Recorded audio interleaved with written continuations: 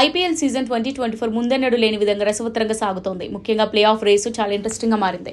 League దశ దాదాపు ముగింపు దశకు వచ్చిన టాప్ 4 బెర్తులపై ఇంతవరకు స్పష్టత రాలేదు.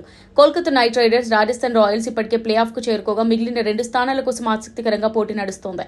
ప్రస్తుతం 3-4 స్థానాల్లో ఉన్న Chennai Super Kings, Sunrisers Hyderabad play off రేసులో ముందు వరుసలో ఉండగా రాయల్ ఛాలెంజర్స్ బెంగళూరు జట్టుకు ఆశలు ఇంకా సజీవంగానే ఉన్నాయి. చెన్నై ఇప్పటికీ 13 మ్యాచ్లు ఆడి 7 గెలిచి 14 పాయింట్లతో నెట్ రన్ రేట్ 0.528 కలిగి ఉంది.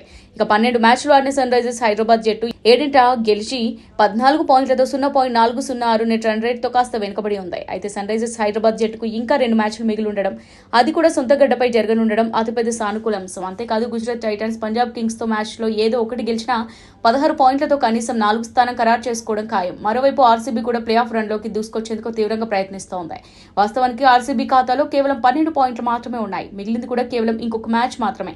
అది కూడా సీఎస్కేతో ఈ నెల 18వ తేదీన జరగనుంది. ఈ మ్యాచ్ లో చెన్నైని ఖచ్చితంగా ఓడిస్తేనే ఆర్సీబీకి ప్లే ఆఫ్ పై ఆశలు పెట్టుకునే ఛాన్స్ ఉంది. లేదంటే వెనక్కి తిరిగి చూడకుండా ఇంటి ముఖం పట్టాల్సి వస్తుంది. అంతా అనుకున్నట్టు జరిగి చెన్నైని భారీ తేడాతో ఓడిస్తే బెంగళూరు జట్టుకు ఎంతో కొంత అవకాశం ఉంటుంది. అది కూడా నెట్ రన్ రేట్ చెన్నై కంటే ఎక్కువగా నమోదు కావాల్సి ఉంది. ఇదే సమయంలో సన్ రైజర్స్ హైదరాబాద్ జట్టు 2 మ్యాచ్ల్లోనే ఓడిపోవాల్సి ఉంటుంది. అయితే ఇవాళ రాత్రికే ప్లే ఆఫ్స్ పై క్లారిటీ ఇచ్చేయాలని ఆలోచనతో ఉంది హైదరాబాద్ జట్టు.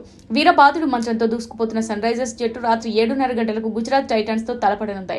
మొత్తం మీద ఎలా చూసినా సన్ రైజర్స్, సీఎస్కే జట్లపై ప్లే ఆఫ్ ఛాన్స్ ఎక్కువగా కనిపిస్తుంది.